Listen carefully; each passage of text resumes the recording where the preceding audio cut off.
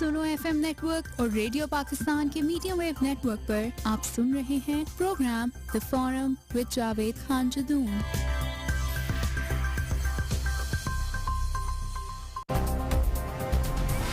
इस प्रोग्राम में तज्जियाकारों के तज्जिये और आरा के साथ चैनल का मुत्तफिक होना जरूरी नहीं।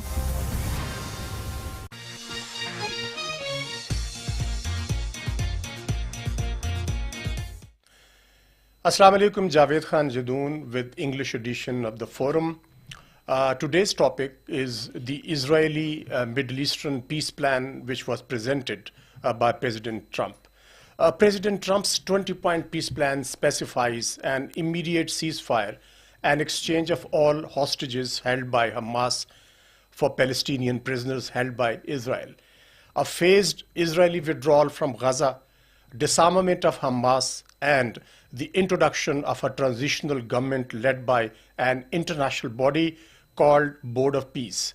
An international stabilization force would be deployed, which would train and support vetted Palestinian police in consultation with Jordan and Egypt. Furthermore, international force comprising largely troops from Arab and Muslim countries would be responsible for security inside Gaza. But Israel would maintain an open-ended military presence in the enclave. The US would lead a massive internationally funded reconstruction effort in Gaza. The plan envisages an eventual role for the Palestinian Authority, but it requires the authority to undergo a sweeping reform program that could take years to implement. And in a latest development and yet another Israeli act of aggression, several vessels of Samud flotilla have been stopped by Israeli Navy near Gaza, and the flotilla was taking much needed humanitarian assistance to the besieged Palestinian people. Now some very important questions arise. Will Hamas accept the 20-point peace plan which tilts heavily in favor of Israel? Netanyahu is now expressing doubts about the points of the proposal, including the prospects of eventual Palestinian statehood, something he has repeatedly ruled out. Can Netanyahu be trusted to abide by the terms and conditions of the peace deal? Will America give ironclad guarantees that Israel will not renege from peace agreement? Will Arab and Muslim countries' stabilization force be able to implement security plan without hindrance from Israel? These questions and many more with our very eminent panelists in our studio, Air Marshal retired Amir Masood, and of course, the regular Major General retired Zayed Mahmood, both very eminent panelists, security experts, and have a very keen eye on the latest developments taking place in the Middle Eastern region and elsewhere. Thank you so much, Air Marshal Amir Masood and General Zayed Mahmood. General Amir Masood, do you really believe that Israel can be trusted? These 20 points, of course, there was a lot of hype when these points were presented. The 8 Muslim Arab countries in a joint statement welcomed this important development.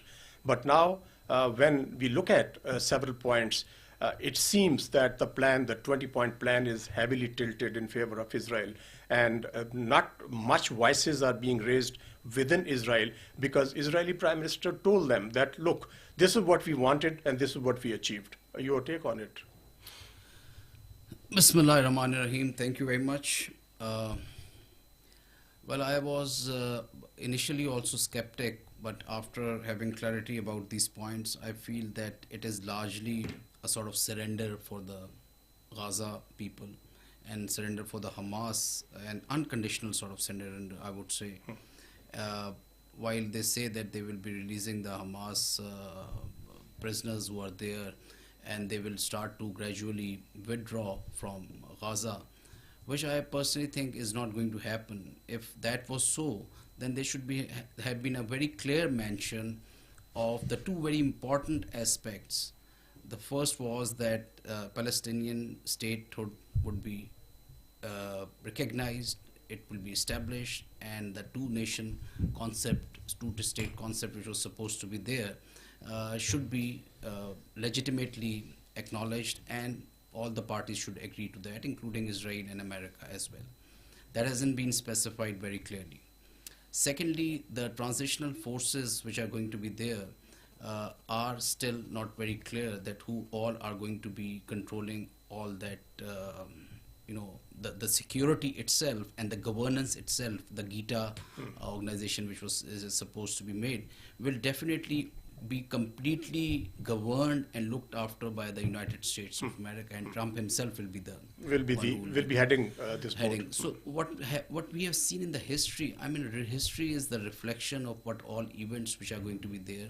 History is the reflection of the credibility of Israel, and similarly, history is the reflection for the legitimacy of the United States to rule this part of the world. We have surely seen that US tilt has been 100% towards the Israel side.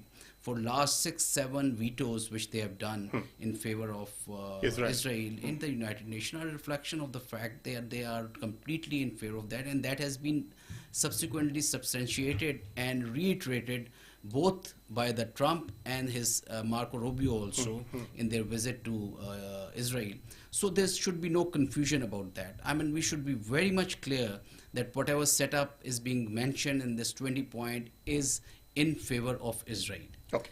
And the Hamas being the one who have suffered most, have sacrificed most, and of course the Palestinian people.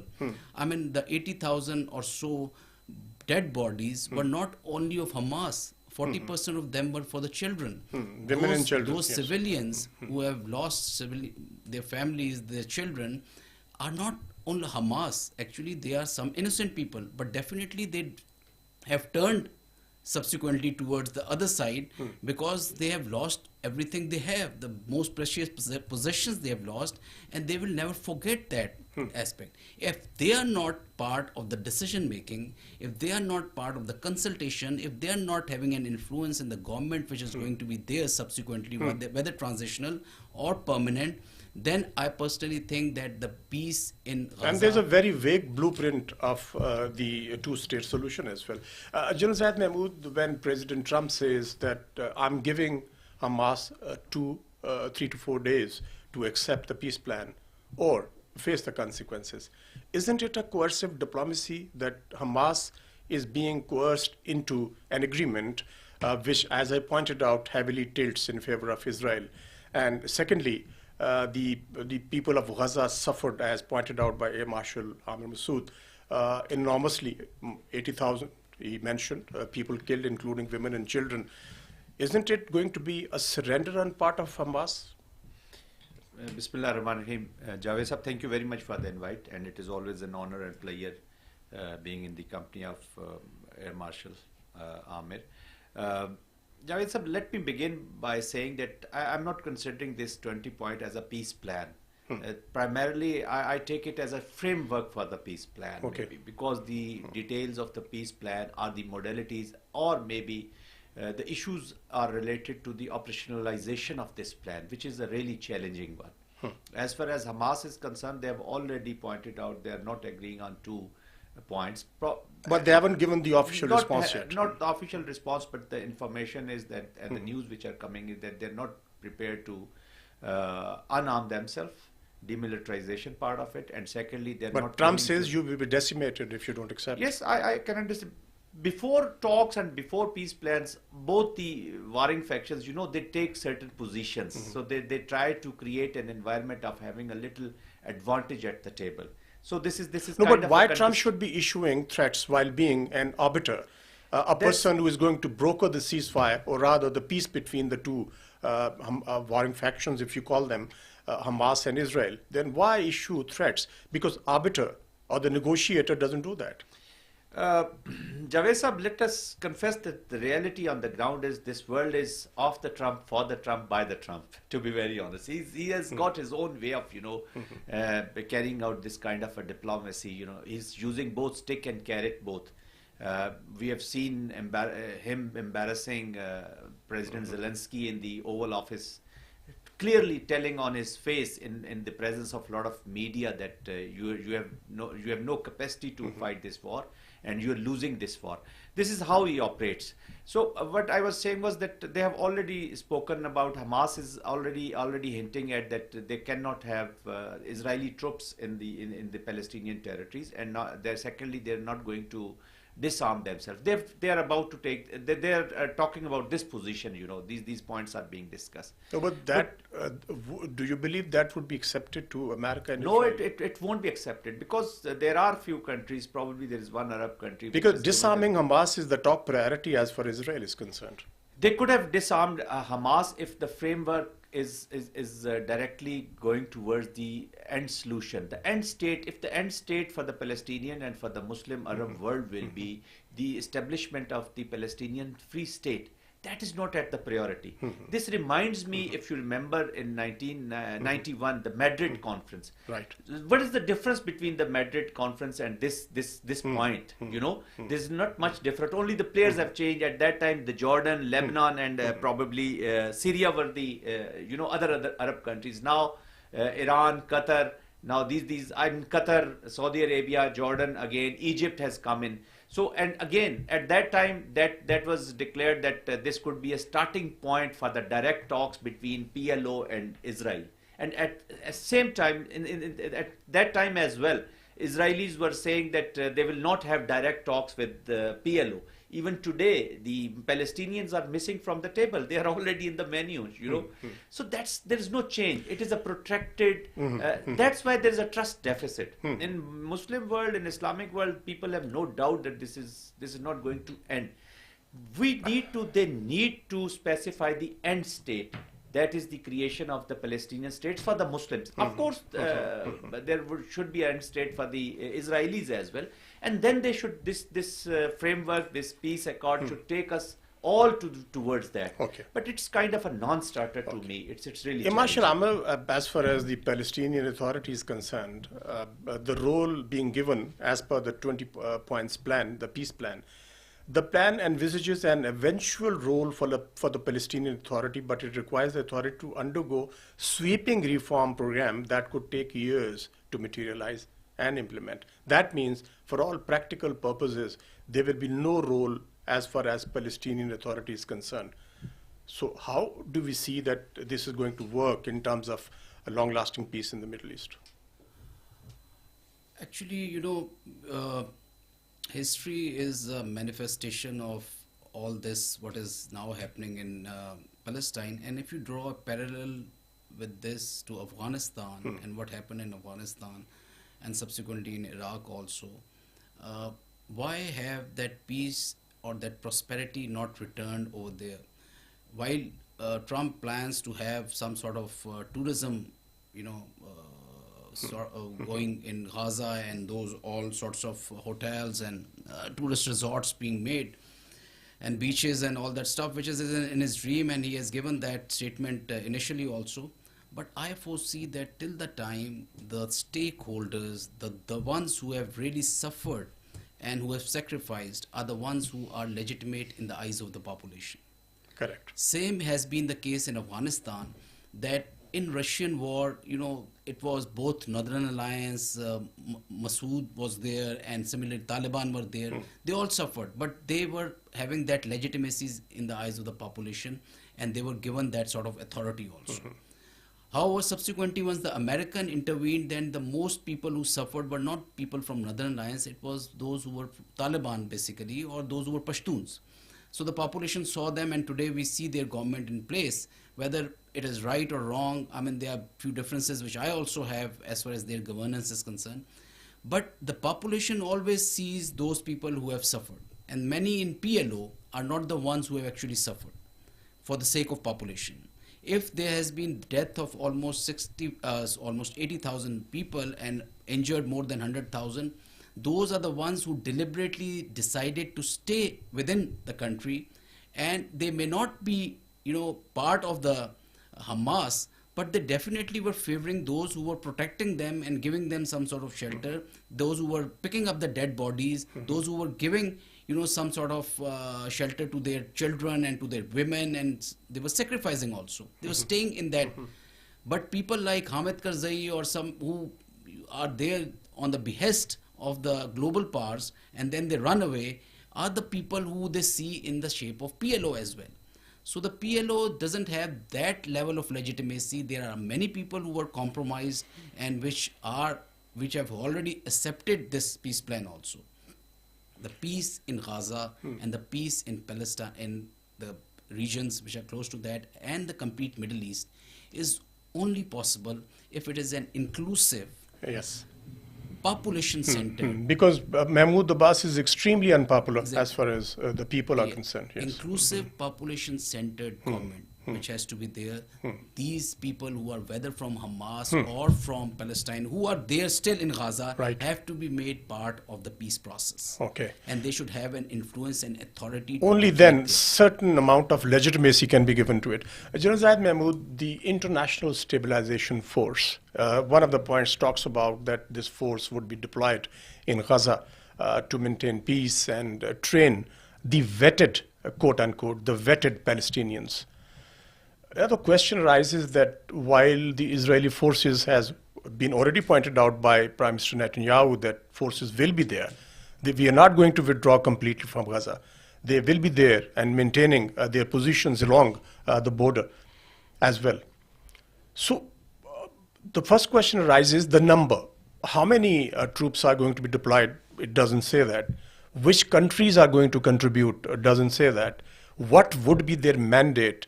Will they be carrying weapons? Will they be able to confront Israeli forces if Israel violates the terms and conditions of the 20-point peace plan? These are very important questions. Without answering these questions, the legitimacy and effectiveness of this stabilization force will remain under a lot of cloud. Yes, of course. This will have to be seen that whether this force will be deployed under some United Nations chapter 7 Umbrella. or umbrella or under their rules. But it Then doesn't that talk will about dictate. the points, they don't mention UN. Yeah. But probably they'll try to, because they are already engaging the UN also in this. There's a connection with the UN as well, and probably it will be better that if these forces are deployed under the umbrella of UN. But anyways, they're not going to fight the Israeli forces. Let me tell you this. Primarily, they're there to maintain and ensure the whatever the plan, final plan, which the implementation of that plan. So there's kind of a they'll try to create a kind of a buffer zone. But there are no military forces in Palestine. If you're disarming Hamas, there's no military, already there's no military as far as the Palestinians are concerned. So they're going to, mostly they're going to do the border management. And for the border management, they will have to coordinate with the Israeli forces where the Israeli border is there, and with the Egyptian forces where there is an Egyptian or any other neighboring, country. So primarily they'll be there to maintain the law and order, because there's a lot of reconstruction, a lot of other works will have to take place. So protection of those people, protection of the those companies. Maybe there are going to be lot many foreigners on that soil, or lot many civil contractors on that soil.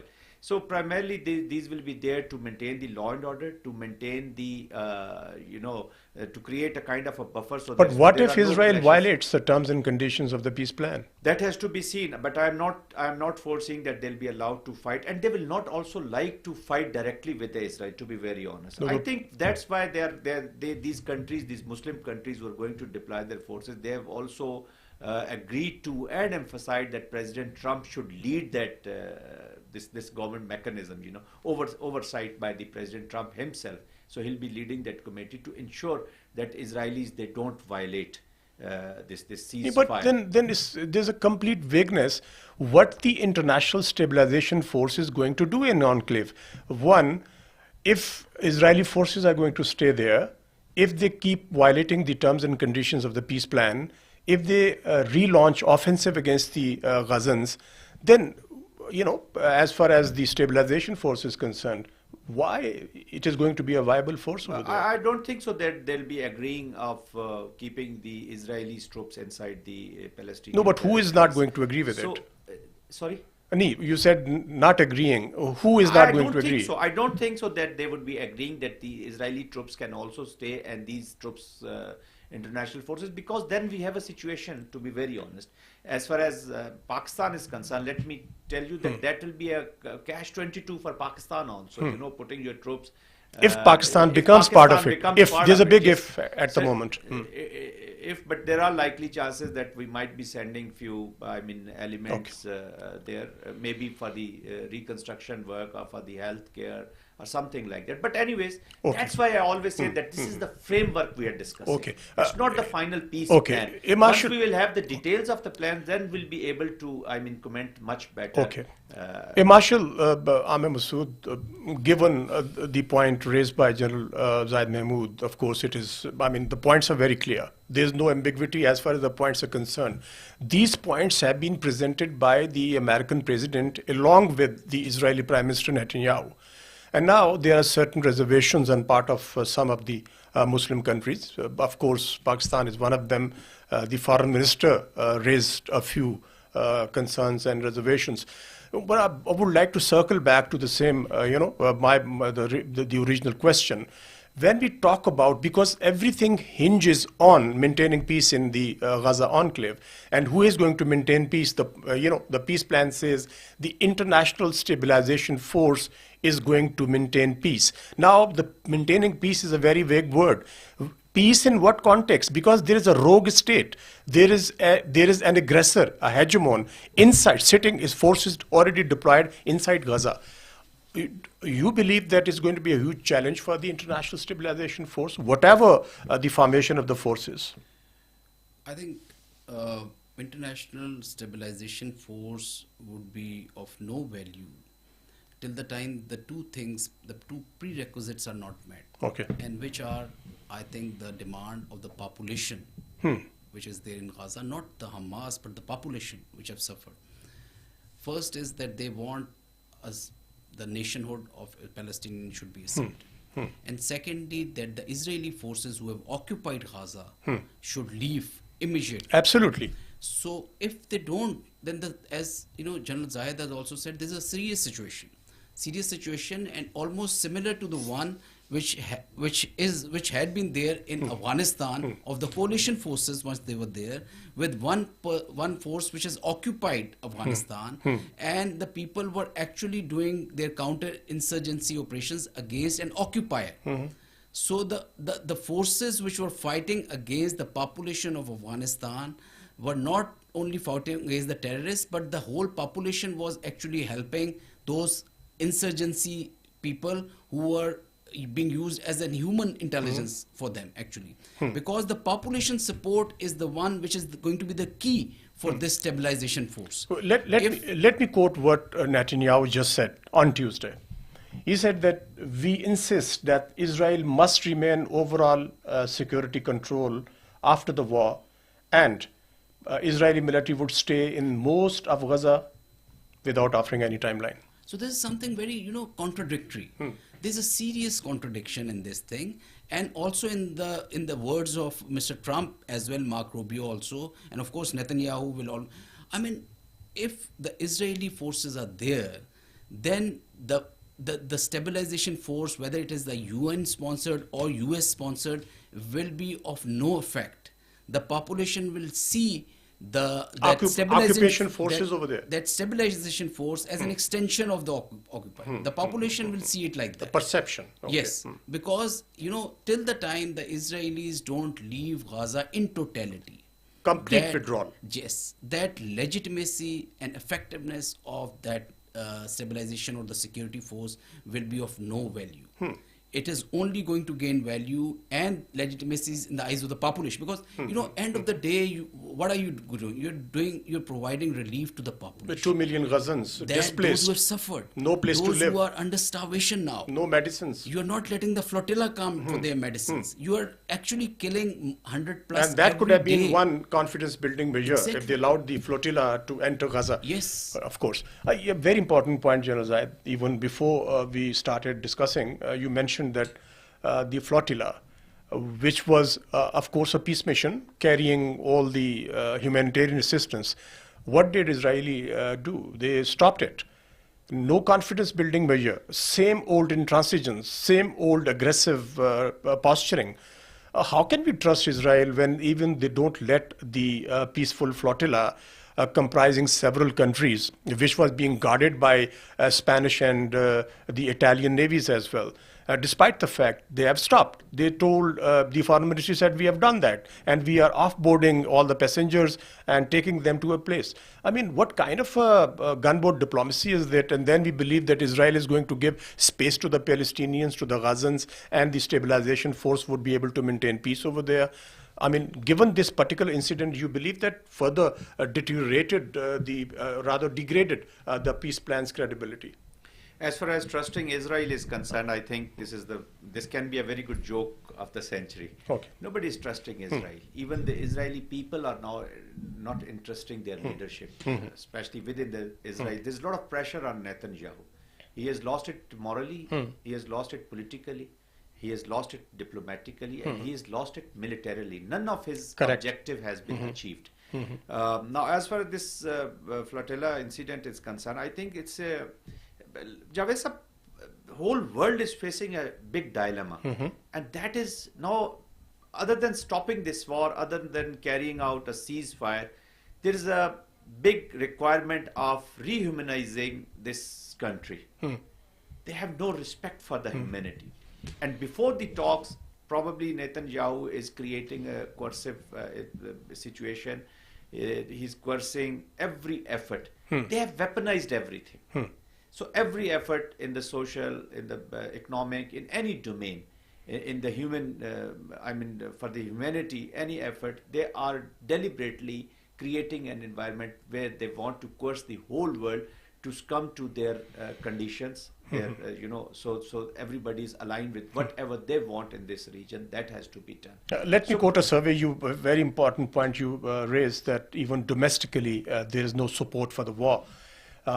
This war started in 2023, and a survey published on Tuesday by the Jerusalem-based Israel Democracy Institute found that 66% Israelis believe that it is time to end the war. And these, 66% include 48.5% on the political right. I mean, those who are supporting the right-wing policies of annexing the entire Palestinian territories, even they support that this war should end. But the one stumbling block, Netanyahu. It is because of his political compulsions. You have already spoken about the next year's elections? Yes, next year elections. He's already trying to avoid facing the far right people, Smotrich, and they're putting a lot of pressures. And they are not even talking to him. This government can go anytime. If they withdraw that support, this is a coalition government. It's not a majority government. Comprising the right-wing parties. Religious parties and yes, right-wing parties. If they withdraw their support, this government is no more there. So there's a lot of pressures. Then he's not interested. But the people of Israel are not supporting the war effort. Because they have understood that Netanyahu needs to have this kind of like the captives. He's using them as a casus belli for the protracted conflict. So he's happy that these captives are with the Hamas. He's happy that Hamas is killing them because he's not Hamas killing them, because in fact they are themselves. They are killing them. Military strikes. They are killing them. Look, these two brothers, Modi in this part of the world, and Netanyahu over there. This Hindu Zionism and Jewish Zionism. So this is again the Hitler strategy. I mean, they're using the same model. They have no respect for the humanity, not even for their own people. If Modi can kill their own 26 people to create a situation for war, and I think it was a blessing for Netanyahu to achieve his political objectives through the use of this military and this coercion and whatever he is doing, this inhuman action. That's why I always maintain that the biggest challenge for the world is the rehumanization of Israeli political terrorists. Air Marshal Amir Masood, it is being said, it is being rather debated that who is in control. Is it President Trump or Prime Minister Netanyahu as far as the Middle Eastern peace plan is concerned, as far as the plans to establish a long-lasting peace in the Middle East? A statement issued by the Israeli Prime Minister is being quoted as one of the examples. He said that, I am not, quote unquote, I am not controlling President Trump. Now the observers are pointing out, Why this statement out of the blue? Why this statement out of the context? Is he trying to establish that he is the one who is controlling President Trump? Because everything, if you recall the news conference together, President Trump and Prime Minister Netanyahu, what Netanyahu said was, these points are absolutely in accordance with our war plans. I mean, how do you see this situation? So I think, as it is said, that birds of feather flock together, and you scratch my back, I'm going to scratch your back. Right. So I mean, both have a lot of interdependency on each other. There are contradictions in their statement, there are contradictions in their action. Whatever Israel does or have been doing, there's no confusion that there's a tacit approval from the United States. There's no other, at present, even UK and European countries have already, given their consent for a state for Palestinian.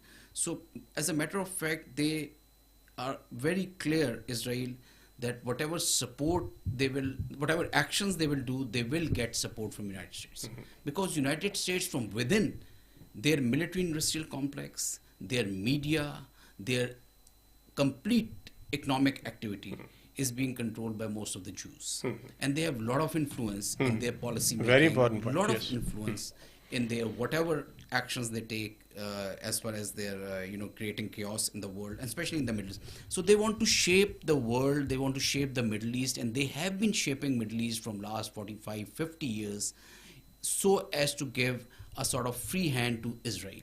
And it has been a very, continuous process. It started from early 40s, but 67 was one of the game changers where they gave a tacit approval to the Israel to annex as much of Middle East as much possible through force. Absolutely. Completely they were able to knock And out that the policy continues even now. Air Force of the Middle Eastern countries in one day. 400 jets gone. And they are not able to stand on their feet till today. So that sort of confidence which they have, and that sort of confidence they have till today of the leadership, United States of America supporting them. Secondly, Trump is a man who believes in bargaining, who believes in market. As Allama Iqbal said, that Quid they pro are the quo. Maghreb ke rehne walon, khuda ki basti dukaan nahi hai, but he treats it like a market. And he believes in, mineral explorations, creating some tourist resorts, and that bargain he tried to do with the Putin also. Unfortunately, he couldn't get his share over there. But Israel, he has given us clear approval to Israel for whatever they are doing till today. The Doha attack, if you remember, Trump said that it wasn't my consent. And subsequently, it revealed said, that no, it was wasn't. actually Trump who knew about this attack, and this approval was given. Same was the case with the attack on Iran, same was the case with the attack on Syria and all these countries which are there. So there has been no attack in the Middle East, anywhere in the world by Israel, which hasn't have a consent of And interestingly, only yesterday, the American president issued a statement that I have given assurances of security to Qatar, and nothing like this will happen ever again. You believe Qatar will trust, given the Javed Saab, the attack on Hamas? just a day before that, he was standing with Netanyahu saying that we support Netanyahu for whatever actions he does. We are giving complete Carte support blanche. and this was said by Marco Rubio also. So there's a lot of They just contradictions. parrot what Trump says. Yet, but I hope Qatar and Doha and other Muslim countries, because you can see the Saudi and Pakistan pact also going on and agreements going on. So there is an element of skepticism which exists now with the Arabs, especially those who are investing very heavily in their military with the United States of America, because most of them arms are also coming through Israel as well. Correct. So their complete air defense system is compromised with the hands of America, because not a single jet was Absolutely. painted once they were attacking And then Doha. the story was planted that these were the ballistic missiles fired from the Israeli planes in the region of Red Sea. Very interesting. Jalal, even internally, what is happening in the United States of America? Pete Hegseth called all the important military commanders from all over the world. I mean, I'm linking it with the unpredictability, as was pointed out by Air Marshal Amr Masood, that President Trump's unorthodox policies in every domain, in every sphere, are creating a lot of fissures. Now, the fissures were created when he invited all the important military commanders, and Pete Hegseth, he was addressing them, telling them, we don't need fat generals. We don't need politically correct generals. Walk out of the room if you want to, if you can't maintain the physical standards. And he talked about rejecting diversity. He said, why I fired a black chairman, Joint Chief of Staff, because he's a black. He was given the advantage of being the chief because he was black. A woman admiral was sacked because she was given the advantage or the privilege to become the admiral because she was a woman. So he said, I reject diversity. I mean, what is happening even inside is frightening, that the way they are conducting their domestic policies. And, you know, as far as the foreign policy is concerned, pointed out by Amir Masood Saab, absolutely agree with him that it is the very strong Jewish lobby in the United States of America, military-industrial complex, which, you know, is in its interest to continue wars everywhere in the world. They thrive on that. So given that situation, it is just a kind of a mirage, that 20 points, that Middle Eastern peace will return, or rather, it is just an eyewash, and the policies, as Amir Masood pointed out, that would continue to be the same situation as far as the Middle Eastern region is concerned. Nothing is going to change. Javed Sahab, I would like to link it with your previous question and who is controlling the policies. If Sheldon family is contributing $25 million for Trump only and $100 million for the Republicans, so they are the one who are controlling this. Yes. Even President Trump is not in the full control. It's the deep state. It is the Jewish lobby. These are the families. And Jewish lobby is part of the deep state. That's part of the deep state. So this is the connection which is calling the shots for the Netanyahu. And Netanyahu is drawing all the instructions, or all the guidelines. He's just a puppet of these lobbies, to be very honest. So he's playing for them. As far as Hashtag's speech was concerned, that was very embarrassing speech. Veterans have already... Rather derogatory speech. Yeah, it was derogatory speech. And that too coming from I'm sure not being a general, I'm saying, but a lieutenant colonel, retired. Yes, and probably... But he's the Secretary of Defense. At the moment, he's Secretary of the Defense. He's the boss of Secretary of the War. Secretary of War, this is the new term which they are using. But the soldiers are... Even they had an argument over that, President Trump and Hegseth, yes. Javed Sahab, soldiers are just like artists. They are very sensitive. They just want the respect, honor and dignity because they lay their life for the nation. So they have to be treated like this, like that. Yes, Brown had problems with, President Trump. So they sacked him. This is their right. They did whatever they want to do for United States of America. Now, these are the lobbies. This is the kind of a military. Now, this is... So we were talking about the unorthodox approach of President Trump in every sphere of life, whether that be domestic or international. That's why I, in the beginning, in the first, in the reply which doesn't seem to be working. I very clearly said that this was all about Trump, by the Trump, for the Trump. So they're different. This application. But we like it or not, he's the president of the US. He's the president of the United States of America. But mostly, there are many things which cannot be linked to the American policy. With the change, these things, I personally feel that these are maybe transitional in nature. And after President Trump, maybe this world is going to see another change in the policy. That's why the entire international community, entire world is apprehensive about Trump. West is also under a lot of pressure. The public pressure on the Western democracies is increasing because they are increasing this 2% of GDP to 5% of GDP for the militarization of this whole region. So what is going to happen? They are going to see, they're not unlike the third world or the global south, that the people are relaxed once it will come. Then they have started assessing that where are we heading for? Initially, the whole of the West was attached with the security architecture with the United States of America, and now they have been abandoned and left at their own, that you have to create your own. Now, every Western country, every Western society is thinking about their own strategic autonomy through their own defensive system because they don't trust United States of America. Same is happening in the Middle East.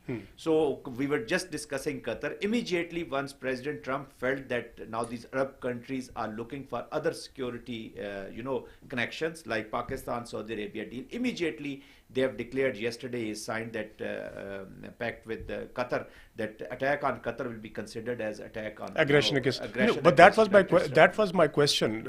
Will Qatar believe what President Trump is saying? So finally, I think as Air Marshal was saying, that he was right, that they're deep entrenched into they're in the hole. What can they do? Slowly and gradually they might be coming out of it, and their securities are never guaranteed. At least now the public pressure will be on these monarchs that look, with at least the public of these, the pulse is that the people of these countries are not happy with this security arrangement. They are 100% sure that this is all charade and this is against them.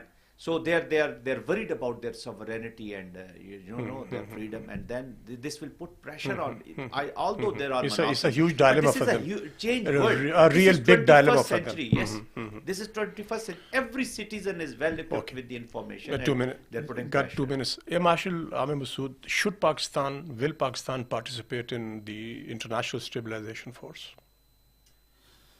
I think if those two conditions are met, which I said earlier, that Palestinian state was accepted and Israelis totally, back out from Gaza, 100%, then there is no harm in going there. Okay. And Pakistan has a lot of experience in those things. In peace missions. Yes, but the caveat is that Pakistan already has its handful internally. There's a lot of security issues which are going on in the length and breadth of Pakistan, which should be our number one priority. We have to be very cognizant of what is coming next. Internally, our enemy is entrenched in bleeding us internally. A very clear and present that is danger, as what they is say. very much visible. And this is where we have to really give 100% concentration in all spheres of governance and security aspects. And then should we go for international these forces, and that too on those premise that the population of that region accepts us as a legitimate force. The International We should not be Stabilization Force. forced, we should not be dictated, we should not be managed and maneuvered over there by international power holders. Okay. It should be with our independent policy, and keeping this things in mind that the locals are there who think that our presence over there is legitimate, our presence over there will And provide accepted by the people as well. security and safety Yes. to the population. Janzad. I think it's as Air Marshal has just alluded, that Pakistan has sensitivities, but probably this time Pakistan will be collaborating with Saudi Arabia, and probably a few elements for the reconstruction, for the healthcare. In that domain, the military support can go. But if this framework has... But reconstruction is not the mandated part of the International Stabilization No, Force. but I think Pakistan can contribute in that. Our military assets can contribute through, although those contracts are mostly that those will be with the Americans, but all that. But we can offer this, And, we have the this, body is, this- the Board of Peace, yes, which is the going Board to of Peace, oversee. but we can offer this. But we do have sensitivities, and secondly, as Air Marshal has said, that our plate is full, but probably some troops would be going. Okay. Thank you so much, Air Marshal Amir Masood and General Zaid Mahmood, for your time in studio on this extremely important topic which we have discussed. Listeners, it's about time to say Allah Hafiz.